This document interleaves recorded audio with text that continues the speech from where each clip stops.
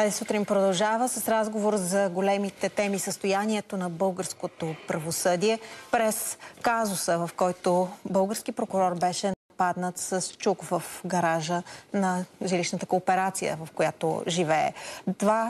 Три съдебни състава от две съдилища се произнесоха, че изпълняващите функциите главен прокурор не е такъв. И на този фон имаме разговор за парите в правосъдната ни система. И това беше причината и за реакция от страна на Висшия съдебен съвет след разговор по темата за възнагражденията в съвета в предаването ни 120 минути с колегата ми Светослав Иванов. В студиото е Боян Магдалинчев, представляваш Висшия съдебен съвет. Добро утро и благодаря ви, че приехте поканата ни за разговор. Сега, потвърждавате ли информацията, че на закрито заседание сте обсъждали позиция, с която да се обърнете към СЕМ и към телевизията, в която да ги сезирате за разговора между колегите ми Светослав Иванов и Слави Ангелов с конкретни квалификации вътре? Лъжа, спекулации, въвеждане в заблуда, нагнетяване на недоверие? Как да ви кажа?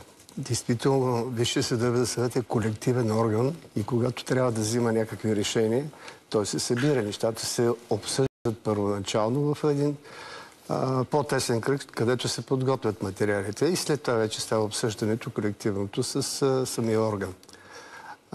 Нещата бяха по-различни малко, като съдържание, действително. Но след това, когато се обсъждаха вече в самия Висшия съдебен съвет, се реши, че трябва да бъдат малко по-изчистени, т.е. да бъдат малко по-търпими. Сега, стоите ли още за тези думи към журналисти? Тук разговорът е по-голям, свързан с това как говорим, свободата ни, да се изразяваме и да коментираме процесите в правосъдието. Естествено. Това е право на журналиста и никой не трябва и да го отнема или пък да го преиначава. Тук истината беше друга. Беше, че се говори за неща, които фактите не са такива. Просто. Все пак, когато започне една тема, аз си мисля, че който започва с тази тема, проверява нещата. Лично или чрез други, но те трябва да бъдат проверени. Тук ставаше въпрос, че в бюджета за 2026 година сме заложили 18% увеличение възнагражденията. Но се твърдеше, че това са 18% увеличение възнагражденията на изборните членове на Висшия съдебен съвет, което не е така. И друг път съм имал възможност да го разяснявам този въпрос. Различен е механизма да се определя възнагражденията на магистратите, съдии, прокурори, следователи, измежду тях на най-ниското ниво младши съдиите, младши прокурорите, младши следователи, съответно на тримата големи, така да се каже, в системата, двамата председатели на върховните съдилища и главния прокурор и директора на Националната следствена служба. И отделно са вече възнагражденията на членовете, изборните членове на Висшия съдебен съвет. Вие се бяхте засегнали, че независимо от механизма, сумата, която е цитирана, е над 20 000 лева. Да. Носите ли фиша си, за да опровергаете моите колеги? Не нося фиша си, нямаме фишове. Нещата се превеждат винаги по банков път. Но сумата под или над 20 000 лева е? Далеч под. Далеч под 20 000. Колко взима на месец един член на Висшия съдебен съвет? Не мога да ви кажа точно. Те са възнагражденията на всички членове са еднакви. До стотинка. Има разлика единствено в стажа. Ако има някой по-малък стаж, ще получава малко по-малко. Ако има по-голям стаж, ще получава малко. Иначе основното месечно възнаграждение е еднакво за всички изборни членове. Може ли да сверим сметките, дали са верни, на сайта LexBG, които направиха своя калкулация? Колегите ми сега ще ни я покажат. Основна заплата спрямо механизма, който и вие описахте, 12 000 почти и 700 лева виждаме, плюс клас прослужено време, тази заплата става 17 748, над 20 години е стажа на колегите ви, т.е. всички взимате тази сума. И сега тук идват суми за облекло и бонуси за 2024, които според данъчните декларации излизат в размер почти 68 000 лева. Или средномесечно 23 5824. Аз не знам тези 5000 лева. Да, това са две основни заплати в сектора, които са еднократно. Това са тъй наречените средства за облекло. Точно така, те са разделени по 400 лева на месец се пада средно, т.е. не са сложени всеки месец да ви ги смятаме към възнагражденията.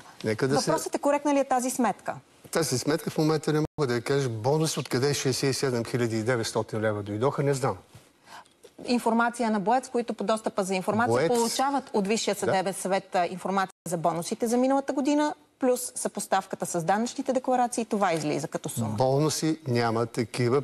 Това са близо 70 хиляди лева. Хайде да не говорим така малко на лека, с лека ръка. Какъв е бонуса, който миналата година получихте? Бонуса, мисля, че бяха две заплати. Две основни заплати. Тоест далеч под тези 60. Далече. Добре, тогава как се стига до общата сума, например, във вашата данъчна декларация, годишната сума, която сте получили е почти 300 хиляди лева, 295 426. Така, тук са включени и суми, които са за участие в проекти. Аз бях ръководител на 2 проекта по норвежкия финансов механизъм. Там са сумите и средствата, които са продължени на 4 години. Те просто се включат в тази година сте ги получили. Да. И това, защото вие казвате, до стотинка са еднакви възнагражденията. Да, основно. Но вашето е най-високо в Висшия съдебен съвет. С 45 хиляди лева отгоре. Защото има най-голям стаж от всички тях. Колегите, които са. Да, ма с 45 хиляди лева е по-високо това възнаграждение. Ще ви кажа, че при мен нещата са малко по-различни. Заварените случаи 2007 година, когато се прие закона за съдебната власт, тогава нямаше ограничения в средства, които за всяка прослужена година си дават. Тогава се засече с закона, казаха се не повече от 40%. До тогава всички, които бяха постигнали по-високо ниво, то се запази и остана и тогава до сега. Тоест сумите за клас прослужено време при вас са по-високи. Точно така, заради прослуженото време. И с норвежкия механизъм, средномесечно вие взимате почти 25 хиляди лева за миналата година, сметнато точно, коректно с калкулатор. Но това не е възнаграждение, дайте да се разберем. Това са законно предвидени неща. И работното облекло е предвидено в Закона за съдебната власт, и клас е предвидено в Закона за съдебната власт. Прави се разлика между възнаграждението и всичко това, което допълнително се дава. Това го има... Приходи, може ли да ги наричаме? Нека да ги кажем и приходи, така, които са по силата на закона. Това го нещо го има и в Министерството на отбрана, това го има Министерството на вътрешните работи, това го има държавния служител. И не се плащат осигуровки също така. Не се плащат осигуровки, така са същите тези структури. А как постъпвате с парите, които получавате от бюджета за заплати, за щатове, които всъщност са незаети? 715 такива незаети щата на ИП информация. Нека да ви кажа, че при нас бюджета се залага на реалната заета численост. Бюджета се изгражда по този начин. Тоест няма предвидени средства за заплати на 750 позиции. Има 750 позиции. 15, извинявайте. Ще ви кажа откъде идват. Всяка година се обявяват конкурси за най-младши магистратите. Мисля, че тази година бяха приблизително около 100 човек. 100 длъжности, които трябваше да се вземат, така са подадени като потребности от органите на съдебната власт. И те са заложени всяка година, като се залага този конкурс.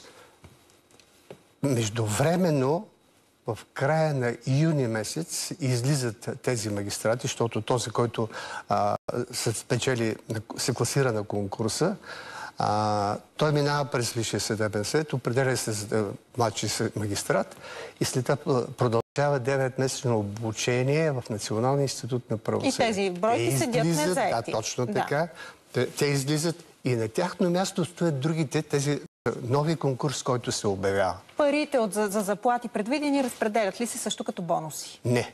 Няма такава практика. Добре. Добре, в МВР имат казус с 13% служители пенсионери. Гарантирате ли, че при вас няма такива случаи след промените в законодателството? Пенсионери в съдебната система, които имат и пенсия и заплата. Категорично не, защото в Конституцията е записано, че магистратите, каквито са съдиите, прокурорите и следователите, се освобождават от длъжност при навършването на 65 години. Само вие сте изключение, взимате и пенсия и заплата, защото трябва да изпълните дълга си към Висшия съдебен съвет. Защото съм и сега, когато приходите на вашите колеги са над 23 000, приходите в вас средномесечно са почти 25, искате ли да се извините на Светло Иванов и на Слави Ангелов за тези квалификации, които са били като намерение да отправите към тях? Вижте, квалификациите не бяха такива. Те бяха, че членовете на Висшия съдебен съвет си увеличават заплатите с 18%. Но признаваме, че приходът им е над 20 000 лева. Над 20 000 лева едва ли ще стигне толкова. Да ги разделим и да видим, няма да стигне толкова. 24 във вашия случай за миналата година. Аз ви казах откъде идва при мен разликата. 23 800 при другите ви колеги. Добре, но аз съм сигурна, че няма български гражданин, който да има съпротива срещу достойното възнаграждение на висшите магистрати. Хората, които са призвани да се грижат за независимостта и на съдии, и на прокурори, и на правосъдната ни система. Как се справяте с това? Вижте, в Закон за съдебната власт в член 16 се казва, че Висшия съдебен съвет отстоява независимостта на магистратите, без да се намесва в неговата работа.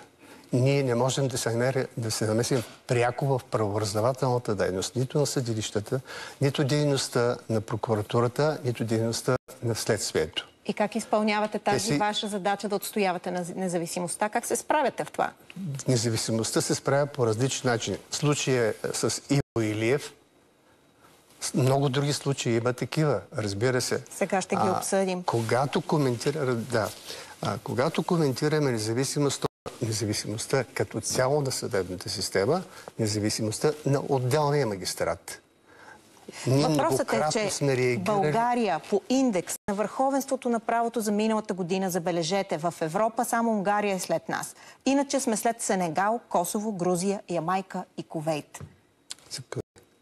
Индекс на върховенството на правото. Как стои българското правораздаване? Българското правораздаване продължава да се функционира напълноценно. Аз ще ви кажа, че годишно в съдебната система минават около 700 000 дела. Пълноценно или непълноценно казахте? Не чух, извинявам се. Минават около 700 000 дела. И това са хората, които стоят са съдиите и прокурорите. Съдиите в България са около 2400 души, прокурорите са около 1700 и 800, ако не лъжат. Приблизително. Това са хората, през които минават този обем работа. И функционираме пълноценно или непълноценно? Тя си функционира пълноценно. Какво е обяснението ви, че сме след Сенегал, Косово, Грузия и Ямайка? Сега, това, че правосъдието в някои случаи е по-бавно, не зависи единствено само пряко, нито от съда, нито от прокуратурата. Тази година с министъра на правосъдието се предприеха мерки за промяна в законодателство във връзка с съдебните експертизи. Понякога те се забавят с месеци, поради която причина, даже и повече време, поради която причина едно дело не може да тръгне да се развива процеса в него. В други случаи има, когато се издирват свидетели. Ами сега, как да ви кажа, случая, който беше в Бургас, атентата, там лицата ги няма в България, те са извън страната. И затова нещата се създава усещането, че има бавно правосъдие. Да, бавното правосъдие, принципно казано, е липса на правосъдие. Но тогава, когато това зависи единствено от системата, от съда или от конкретния процес. Нека да не ги бъркаме тези неща, защото съда не действа самоцелно само със себе си. Той се съобразява с възможностите на страните, на вещите лица, на експертите. Доста неща са преплитат в един процес.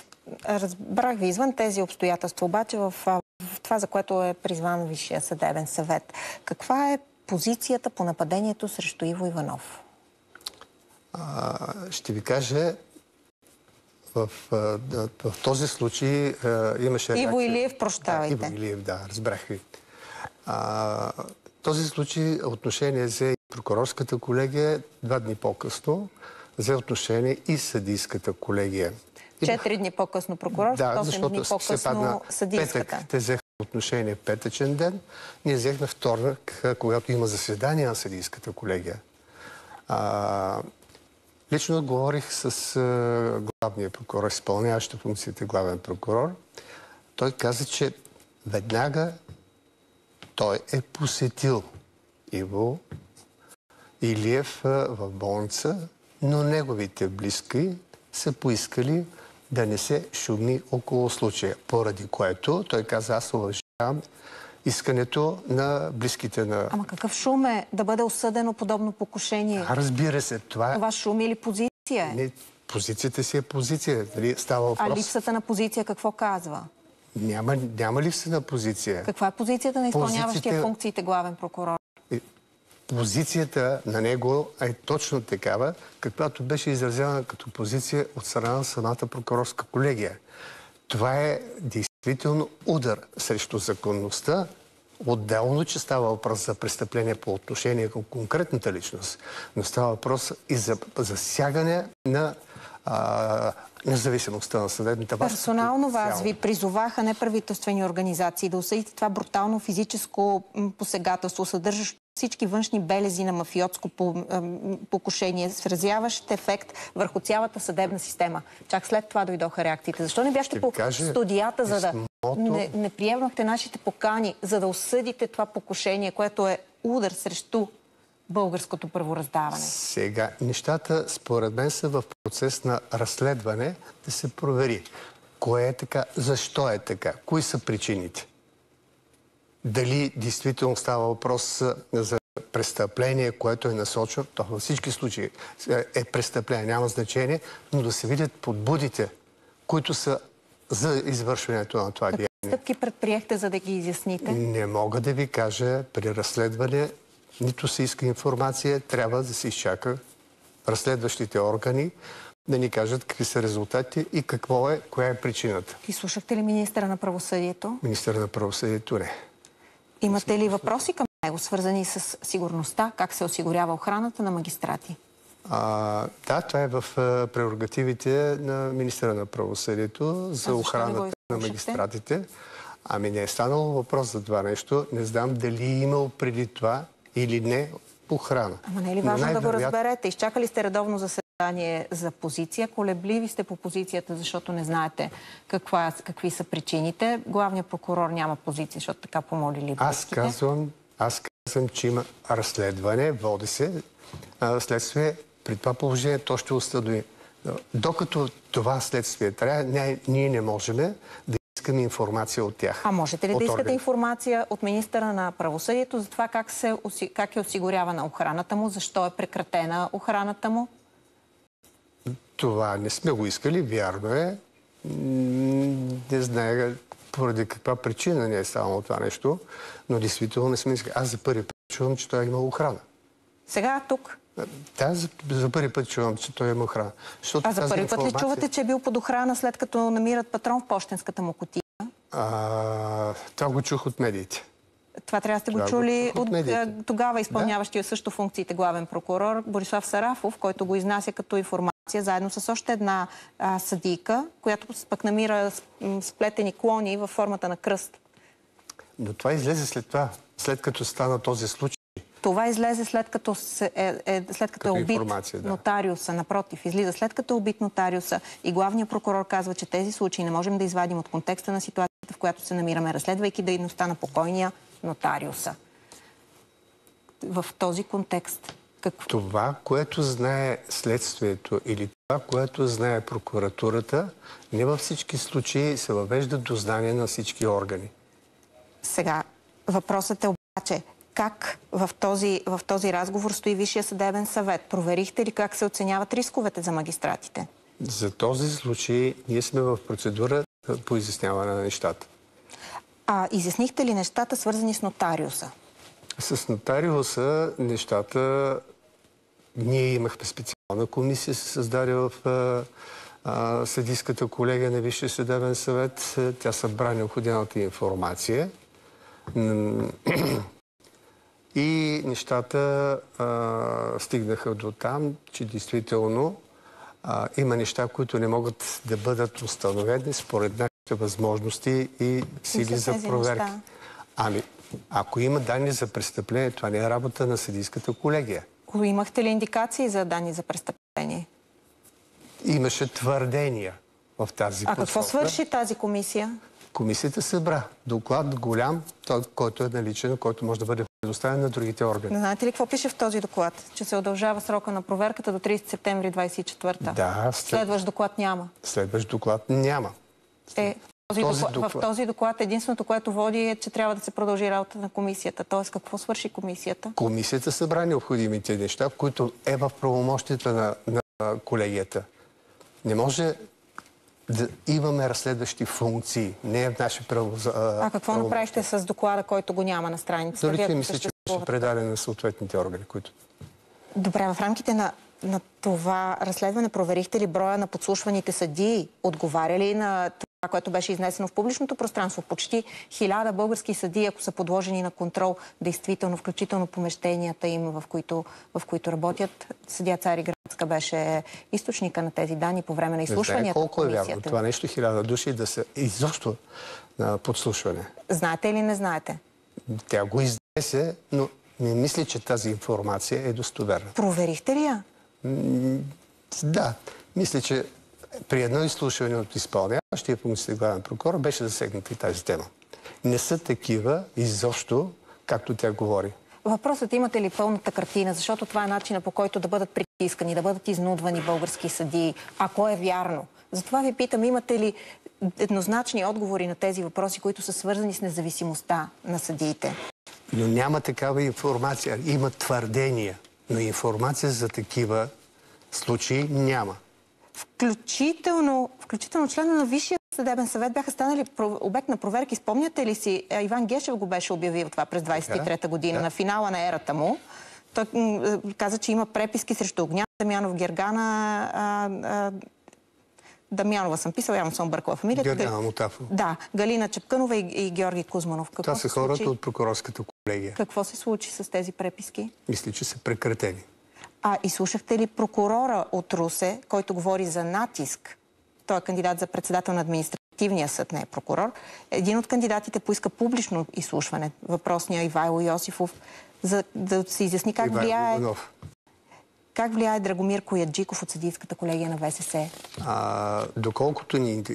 Доколкото ми е известно на мен, да, това е във връзка с процедура по избор на административен ръководител. Случаят още е висящ. Тепърва предстои да се разгледа. Изслушахте ли го заместник-председател на административния съд? Само да ви кажа, то още не. Ние ще го изслушаме, когато дойде момента за разглеждането на конкурсната процедура. То се пада в едно и също нещо е това. Имаме информация, в която ни уведомяват Софийска градска прокуратура, че производството, което е било образовано по отношение на колегата Кояджиков, е прекратено. Сега, пак ви казвам, тези въпроси ви ги задавам във връзка с зависимостите в системата, натиска, който е възможно да се оказва на магистрати. И в контекста на тези зависимости, какви действия предприехте, след като станаха ясни публичните показания на съпругата, бившата съпруга на Петю Еврото, която е разпределяла злато от кашони, изнесени от специализираната прокуратура? Това са въпроси, които се разследват и от МВР, и от прокуратурата, и от следствието. Това са информация. Висшия съдебен съвет не се занимава с разследване. Той може да поиска информация. Искате ли такава? Този процес не е приключил, доколкото ми е известно. Възможно ли е да сте в течение на процеса тогава, когато е толкова ключов? Възможно е. Правите ли го? Мисля, че в прокуратурата стои на дневен ред. Но трябва да поискаме такава информация. При вас, във Висшия съдебен съвет нямаме. Сега, говорейки отново за показания, в своите показания същата същата Любена Павлова казва, че госпожа Русинова, свързана с 8-те джуджета, според свидетелствата й, тя редовно е получавала пари и задачи от бившия съпруг на Любена Павлова, Петю Петров, Еврото. Цитирам това, защото това е прокурора, който прекратява правомощията на прокурорите, които разследват Хемосгейт. Проверихте ли тези връзки и публичното изявление на прокурор Занев за отстраняването му? Тези неща са правомощията на прокуратурата. Ние не сме ги...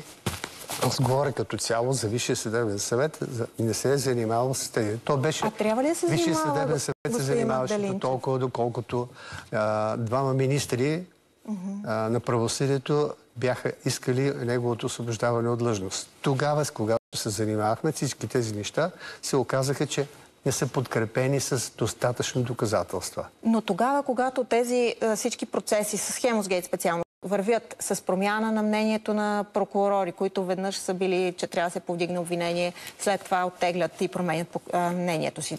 Заедно с това израстват кариерно, заобикаляйки конкурсите. Това изисква ли вниманието на Висшия съдебен съвет? Вижте, защо са прекратени, защо са променили позицията, това зависи от доказателствата и фактите, които се събират.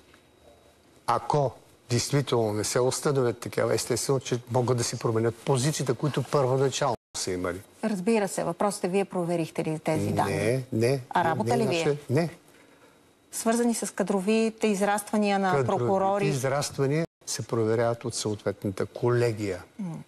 Има комисии по атестиране и конкурсите, и етични комисии, които винаги взимат отношение при кадрово израстване на всеки един магистрат. Това са две етични комисии, две комисии по атестиране и конкурсите. А вие не можете да поставите този въпрос като членове? Аз не мога да поставя въпроси за прокурорите, защото те не се разглеждат от съдийската колегия, не се разглеждат пред съдийската, нито от пленума. Сега, в този контекст, кажете ни кой е главен прокурор? Изпълняваш функциите.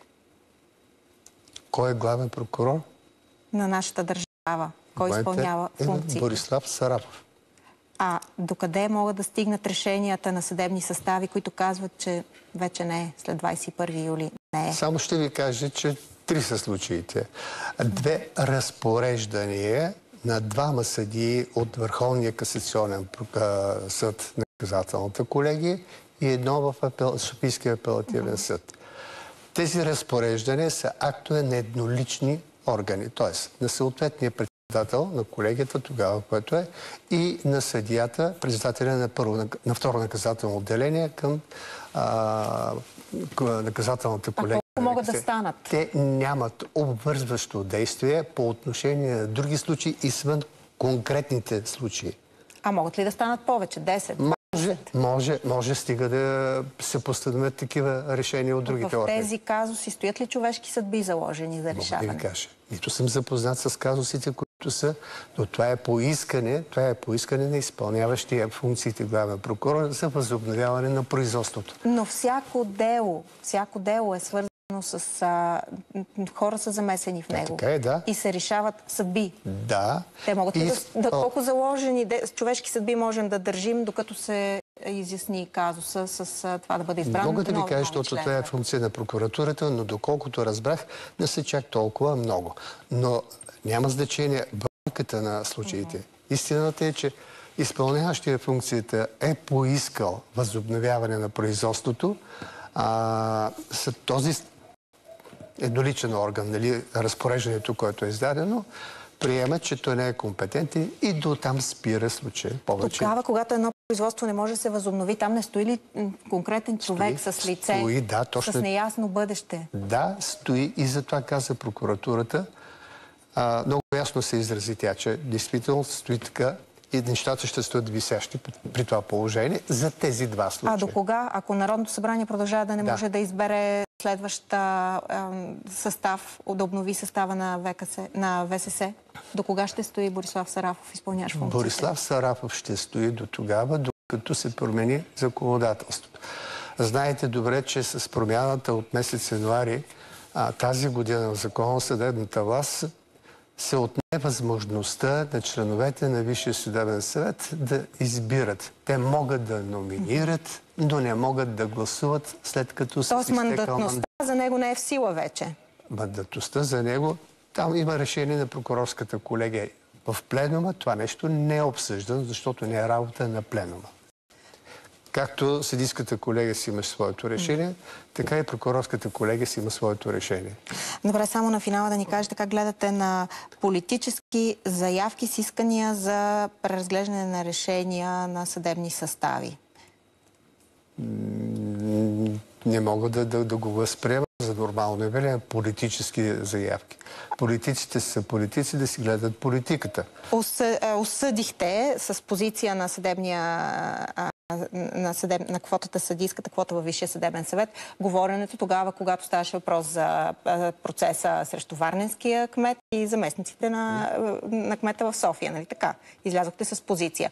Имате ли сега готовност за позиция тогава, когато лидера на ДПС Ново начало иска да бъде осъдено, особено циничните и тревожни сигнали към близките на жертви на обществото заради случая във Враца? Никой не може да попречи от съдебната система на политически лидери или политици въобще да се изразяват своята позиция. Въпросът е дали ще има реакция от страна на съответната институция от съдебната система. Сега обаче въпросът е, виждате ли влияние върху убеждението на съдиите? Не виждам влияние върху убеждението на съдиите. Тоест не виждате причина за реакция в този случай? В този случай, най-вероятно, аз този случай съм го пропуснал, но най-вероятно то се отнася до следствените органи или до МВР, които разследват също, или до прокуратурата. До състав на Врачанския окръжен съд се оказва. Ще имате ли официална позиция по темата? Ти ще го провери без случая. Дали има такова въздействие, докъде е стигнал, има ли реакция от страна на съда. Това нещо сега го чувам, предполагам, че можем да искаме тази информация. Има ли нужда от официална позиция срещу позицията на прокуратурата, срещу ръководството на ВКС? Тогава, когато обвини главния прокурор в своя позиция, задълбочаващата ситуация на нестабилност, продиктувана от определени политически кръгове и техните представители в съдебната система? Не знае да има официална на сайта на прокуратурата стои. Не знае да има официална позиция на прокуратурата по отношение на две разпореждания. Да, те се обърнаха тогава и казаха, че действително става въпрос за два отделни случая. Реакцията на прокуратурата има ли нужда от реакция на съдийската колегия на Висшия съдебен съвет? Там, когато се обвинява съда в изпълнение на политически цели.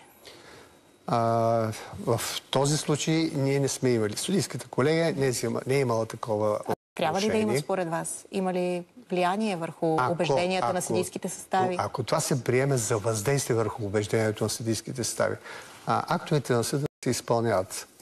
Вие как го приемате? Актовете на съда се изпълняват. Добри, лоши, толкова. Благодаря ви, господин Магдалинчев, с въпроси, които обичайно остават отворени след такива разговори, се разделяме. Кратко прекъсване и продължаваме с интересните теми тази сутрин.